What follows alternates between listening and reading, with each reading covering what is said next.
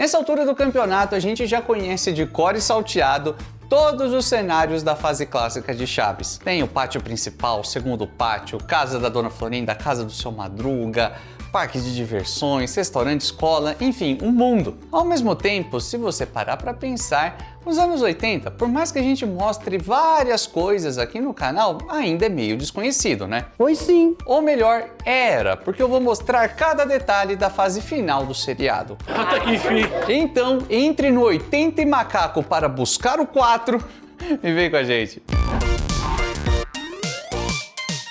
Começando pelo pano de fundo da maioria esmagadora dos episódios. É claro que eu tô falando do Pátio da Vila. É de se imaginar que desde que Chaves perdeu o seu espaço na grade de programação e se tornou apenas um esquete dentro do programa chamado Chespirito, que a vila acabasse sendo utilizada para quase todas as histórias. Pegando um episódio qualquer do comecinho de 1980, só como exemplo, notamos o seguinte: o piso do cortiço segue quadriculado, a casa da Dona Florinda tem um tanque de gás preto e sua parede é pintada das cores vermelho e branca. Enquanto isso, as residências de Dona Clotilde e Dona Neves são pintadas respectivamente de amarelo e azul. Sim, é um monte de cor aleatória. Mas jarros, caixotes e plantas seguem sendo parte da decoração. O detalhe mais chamativo, aquele que mais muda da fase clássica para essa nova, é a escada, que agora é pintada de cinza com corrimão preto. O mais curioso é que quando a gente presta atenção nos créditos finais dos episódios,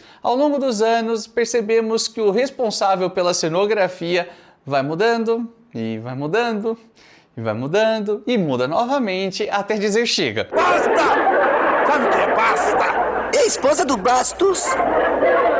Só que assim, a gente não tá falando de qualquer cenário, a gente tá falando da Vila do Chaves. Então, a equipe de produção sempre tomou bastante cuidado para que, em todos os momentos, os elementos principais, os mais característicos, que todo mundo já batia o olho e falava, ok, isso é Chaves, não fossem alterados. Ainda bem. No começo da década de 70, a gente notou várias pequenas mudanças até a vila se encaixar. Se você acompanhou a nossa série de evolução dos cenários de Chaves, que inclusive tem vários vídeos legais aqui para você ver, a gente foi falando ano a ano, porque sempre tinham algumas alterações, principalmente na primeira metade da década de 70. Só que nessa altura do campeonato, tudo já estava muito consolidado, então sempre que você assistir Chaves da década de 80, a vila vai estar praticamente igual. E a última vez que esse cenário icônico deu as caras foi em um episódio de 91 chamado Chaves Não Quer Tomar Banho. Eu me lembro que um dia desses eu mandei você lavar as mãos. Por que você não lavou? É que a água estava muito molhada. Chocando um total de 0 pessoas, essa é mais uma das infinitas regravações daquela mesma história em que todo mundo quer dar banho no Chaves e o garoto fica fugindo. Nada muda. Aliás, nada muda na história, porém, o cenário é o que importa por aqui. Todas as janelas passam a ter 6 vidros. As portas parecem estar muito mais para dentro das casas, ganhando ainda um tom de marrom mais chamativo. Algumas plantas têm quase o tamanho dos atores, como essas que estão próximas do Chaves. Isso é novidade, hein? O piso continua quadriculado, como quase sempre foi. Porém, passa muito a impressão de ser composto por granilite ou granitina, essas bolinhas brancas, sabe? As cores das paredes das casas continuam iguais, bem como a cor da escada e seu corrimão. Agora, o que é esse barril? Ele ganha uma cor mais clara e um tamanho maior, até para ser mais confortável para o Bolanhos, afinal a gente está falando de um cara que já tinha passado dos 60 anos de idade, essa é a verdade. Insinua que sou velho? E aí talvez você esteja pensando que eu estou enganando vocês, que eu estou falando bastante dessa fase toda só do pátio principal e isso é uma calúnia, porque onde já se viu, cadê o segundo pátio? Meus caros, sinto informar, mas 1 minuto de silêncio, por favor. Música triste, editor. O segundo pátio some misteriosamente após a década de 70. Não temos segundo pátio a partir da década de 80. Ele sumiu assim, feito bruxaria da Dona Clotilde. Quer dizer, só para não falar que ele some por completo, em 82 utilizaram um pedaço da porta da vila só para dar a entender que tinha um segundo pátio por ali. Vas a ver que ahora te voy a acusar de que andas aventando choquitos con una cerbatana, vas a ver. Eu sei, é bem frustrante, eu também queria ter visto mais desse cenário. Mas pensa assim, se por um lado a gente perdeu um cenário tão legal e tão cativante, por outro tivemos acesso a algumas partes da vila que nós nunca tínhamos visto, como por exemplo a Casa da Bruxa. ¿Qué está ahí?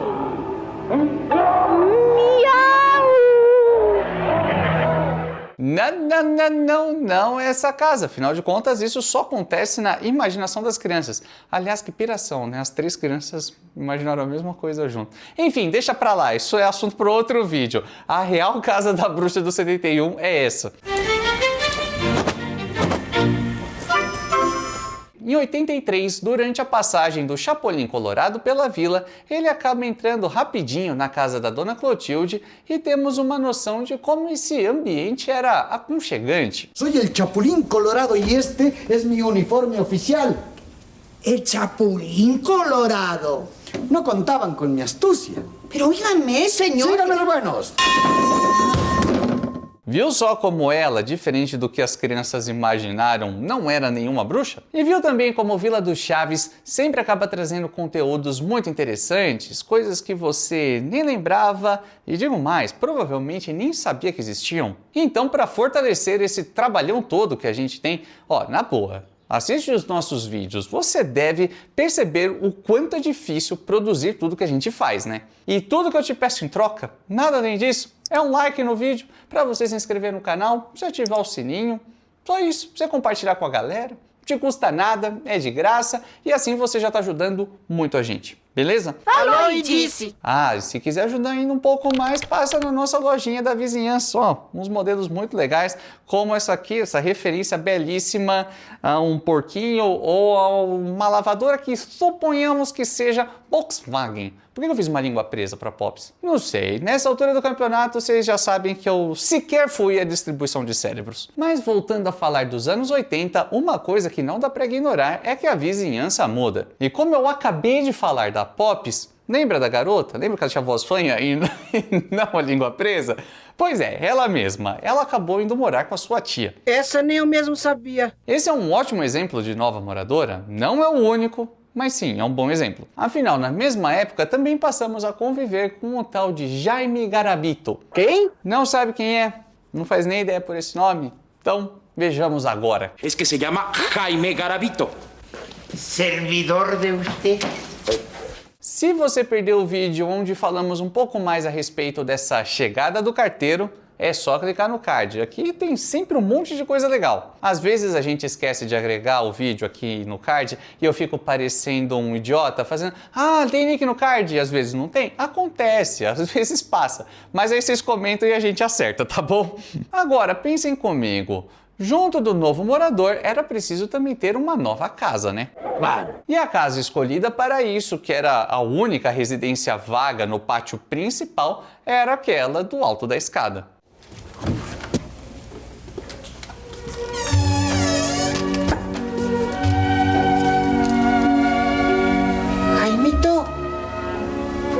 E vale dizer que era uma residência minúscula, dá até dó ver um senhorzinho daqueles em um ambiente tão pequenininho, no alto de uma escada, com dificuldade para subir tudo aquilo. Bate uma dó do Jaiminho, né? Coitado. A primeira aparição da casinha do carteiro acontece em 82, no episódio A Partida de Futebol, que é um remake do Curto Circuito. Essa você lembra. Esto se gana uno por andar comprando cosas de segunda mano.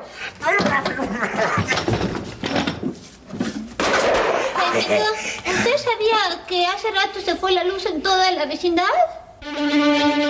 E sim, eu sei que essa cena já é muito familiar para você, mas o cenário provavelmente não. Então vamos focar nele. A parede é dividida entre as cores rosa e branca e os quadros fazem parte da decoração, bem como umas jarrinhas penduradas ali. A cama é de madeira e a bicicleta do carteiro fica próxima a ela. Imagina subir e descer aquela escada com essa bicicleta enorme. que ele sequer sabe andar. Também tem um fogão de lenha e uma mesa para refeição. À esquerda da porta há uma TV, aquela mesma que depois é destruída, e à direita, armário e pia. Em alguns momentos, fica subentendido que a casa possui outros cômodos, alojados na região correspondente às câmeras do estúdio. E se você é um fã raiz, mas raiz mesmo, aquele que mastigou tudo que passava no SBT, um velho lobo do mar que merece estrelinha de bom aluno, talvez você se lembre desse cenário passando em um certo episódio. Episódio esse que inclusive mostra a casa do Jaiminho pela última vez. Espero que não esteja vazando os cachorros do vizinho chorando aqui, né?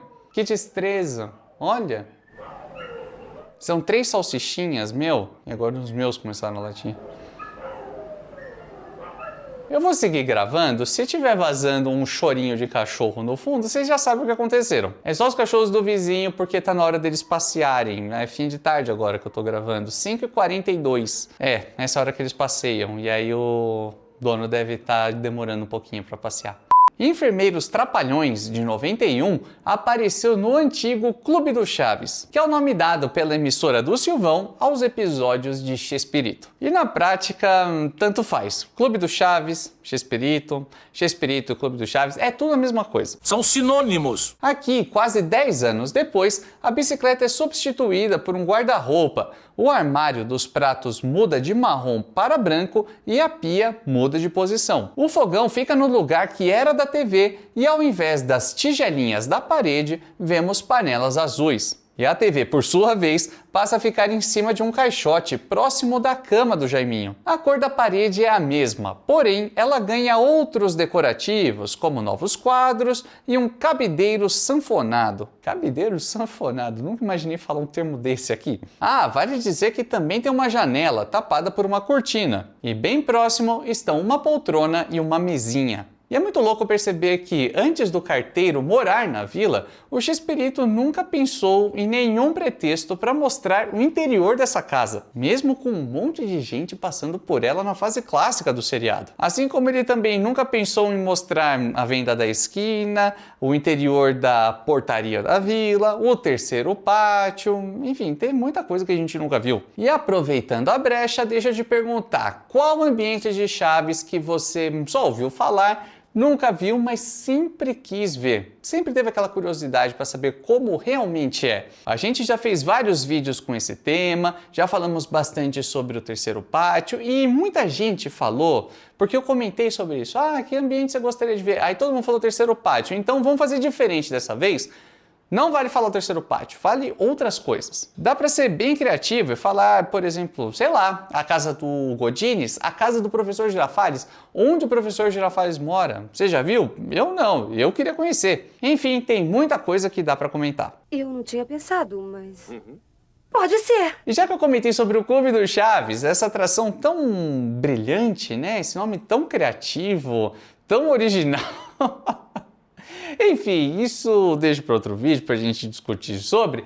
Foi nessa época que tivemos acesso a um outro episódio de Chaves que vale a pena a gente comentar. O Dia da Criança, de 91. Por acaso vocês todos ainda não se deram conta de que cedo ou tarde todos nós vamos ser...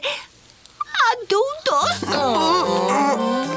A premissa é a mesma daquele episódio da década de 70. As crianças se reúnem na casa da Chiquinha para fazer uma espécie de sindicato contra os adúlteros. E nessa versão dos anos 90, a Casa 72 é mostrada pela última vez. A mesa de refeição tem um forro e 4 cadeiras em volta. Atrás tem um armário enorme, todo branco, contendo as famosas baixelas de porcelana, como diria o Kiko. Na parede do sofá há 4 flâmulas que juntas formam uma espécie de rosa dos ventos. Há também um pequeno quadro e, olha só, também tem um cabideiro sanfonado por aqui, igual aquele da casa do Jaiminho. Na janela vemos uma cortina florida e próximo uma poltrona. Por último, na parede próxima à porta da cozinha, vemos um candelabro. Se a gente pega para fazer uma comparação entre essa cena e a primeira vez que o cenário apareceu em Chespirito, dá para perceber que as coisas mudaram bastante. Ah, e vocês se lembram que eu contei lá atrás que o Chapolin visita a vila? Saibam que o Polegar Vermelho se supera e resolve dar mais um pulinho na vila. E de novo, ele apareceu bastante por lá.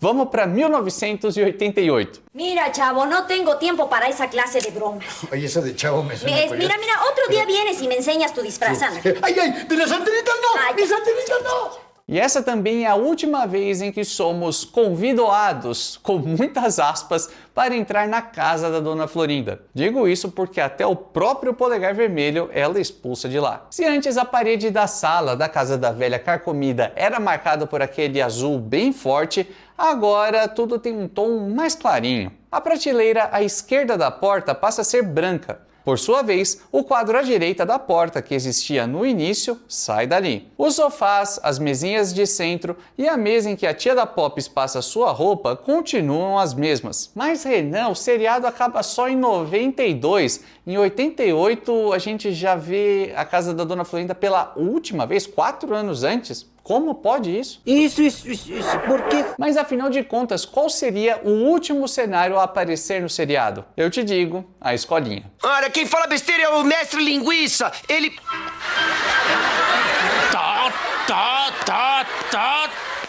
Em 1980, na primeira aparição do cenário dentro de Chespirito, as paredes são amarelas, as janelas estão cobertas por cortinas e as paredes são repletas de desenhos infantis. Agora, em 92, as paredes são pintadas de verde, as janelas são enormes e possuem 16 vidros cada uma. A gente contou tudo ali, ó, na tela do computador pausando, 16. Vai tirando, nada passa por nós, nada, não, algumas coisas passam. O chão é todo branco, a decoração ganha cartazes e a carteira do Nhonho aumenta muito de tamanho. Na boa, compara só o tamanho das duas carteiras, a do Nhonho e a do Chaves. A diferença é muito grande. E por falar em muita diferença, especificamente o restaurante da Dona Florinda muda bastante durante essa fase do seriado. E aí acabariam faltando detalhes pra gente fazer esse vídeo, então uma parte 2 dá pra dedicar somente ao restaurante temporada por temporada. Isso se vocês quiserem ver, né? Já sabe. Pra saber se devemos fazer ou não, só comentando aí. Mas voltando, na época o Edgar Vivar estava passando por alguns sérios problemas de saúde relacionados ao seu sobrepeso. Tanto é que no último episódio de Chaves, que se passa na escolinha, o Nhonho não participa. Não me diga! E devo te dizer que tivemos vários momentos em que os atores precisaram se afastar das gravações por conta de acidentes e problemas de saúde. Se você quer saber mais a respeito disso, e eu sei que esse é um tema que chama bastante a atenção, é só assistir esse vídeo que tá aqui do lado, porque ele tá muito bom, tem um monte de informações que pouquíssimas pessoas sabem e, bom, pelos comentários é um dos vídeos mais legais que nós já fizemos. E a gente se vê no próximo vídeo nessa mesma hora e nesse mesmo canal.